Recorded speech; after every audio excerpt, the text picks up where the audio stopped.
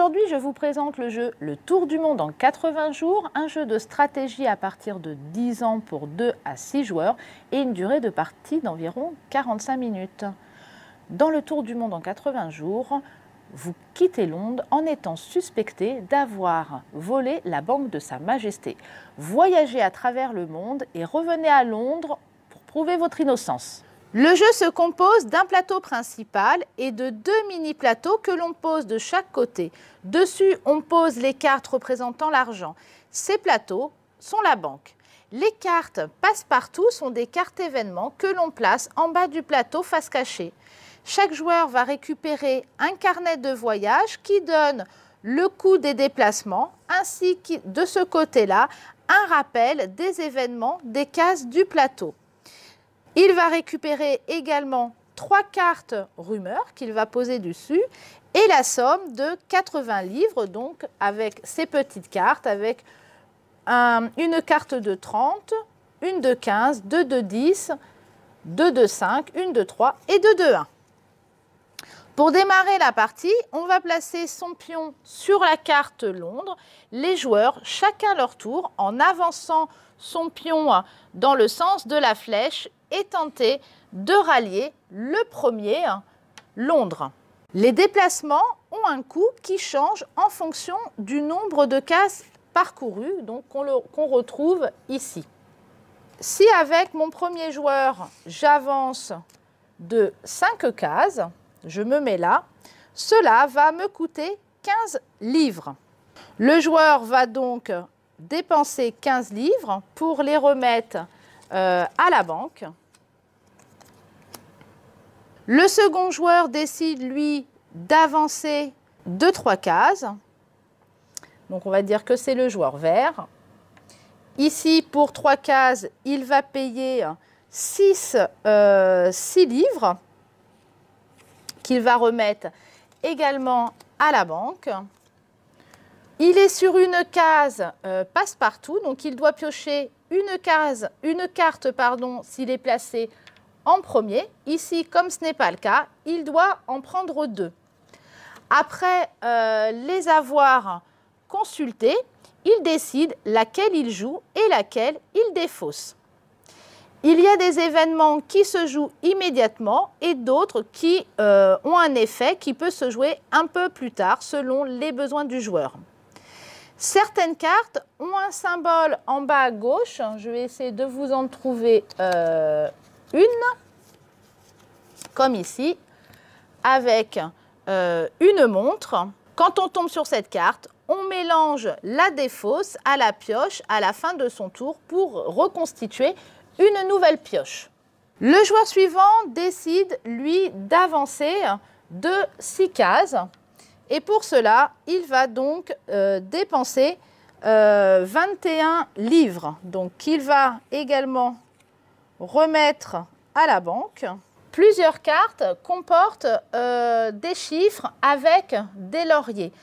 Cela n'a pas d'effet immédiatement, mais à son tour suivant, si la position de son pion correspond au nombre indiqué, il reçoit en argent ce chiffre multiplié par 10. Ici, si ce joueur à son tour suivant est en 3e position, il gagnera donc 30 livres. On arrive au dernier joueur qui, lui, décide d'avancer de 4 cases. Il y a également des petits lauriers, un 4, un 5 ou un 6. Donc, il pourra gagner de l'argent s'il arrive en 4e, 5e ou 6e position. Pour 4 déplacements, cela va lui coûter 10 livres qu'il remet également à la banque. On revient au premier joueur et on continue comme ça son tour du monde. Pour réussir à s'innocenter, il faut arriver à Londres en ayant réussi à se débarrasser de toutes ces cartes rumeurs. Pour cela, on doit s'arrêter sur la carte ici, police. On retourne son chapeau. L'effet n'est pas immédiat, mais sera applicable dès son tour suivant.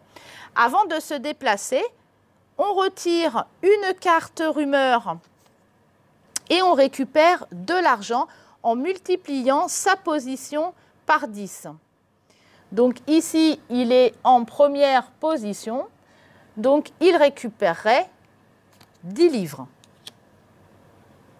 Il n'est pas possible d'être à 2 sur la même case et il n'est pas possible non plus de reculer, sauf sur les cases étapes. Donc, ce sont celles qui sont rouges et qui représentent les villes. On ne peut pas s'arrêter sur ces cases en avançant. Là, si mon pion qui est sur police avance, il doit forcément aller au-delà. Il ne peut pas avancer juste d'une seule case. Par contre, une fois qu'il a passé cette étape, il est possible de revenir en arrière en s'arrêtant sur la case si elle n'est pas occupée. Cela permet de récupérer de l'argent. La somme se calcule en multipliant par 10 le nombre de cases.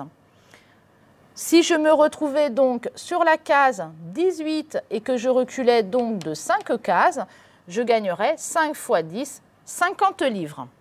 Une fois que vous avez commencé votre voyage, la somme à payer n'augmente pas avec les numéros des cases. C'est-à-dire que si j'avance de 2 cases, je paie 3 livres et peu importe où je me trouve. Si je suis sur la case numérotée 21 et j'avance jusqu'à la 23, c'est égal à 2 déplacements, donc je paie 3 livres. Pour gagner, il faut arrêter son pion sur la case Londres, mais avant cela, il faut bien s'assurer de s'être débarrassé de toutes ces cartes rumeurs et il ne faut pas posséder plus de 10 livres. Il y a une case dont je n'ai pas parlé, donc quand on s'arrête sur cette case qui représente une pièce, ça me permettra à mon prochain tour soit de pouvoir me déplacer normalement, soit de rester dessus ou de prendre ou de donner 10 livres à la banque. Donc vous avez compris qu'en fait, à chaque fois que vous devez jouer, vous devez forcément avancer. On ne peut reculer que pour revenir sur une case étape. Donc quand on est encore à cet endroit-là, si on veut reculer, il faut revenir à Londres et récupérer 80 livres. Le Tour du monde en 80 jours est un jeu de réflexion et de stratégie. Vous avez besoin d'argent pour pouvoir avancer, mais il faut pouvoir vous en débarrasser avant de revenir à Londres. Si vous jouez à 2 joueurs, vous pouvez utiliser la variante en utilisant 2 pions, un peu plus d'argent au départ et un petit peu plus également de cartes rumeurs. Parce qu'effectivement, à 2 joueurs, on ne se gêne pas beaucoup sur le plateau et c'est pas très drôle. Voilà, c'est fini pour aujourd'hui. On se retrouve très bientôt avec un nouveau jeu.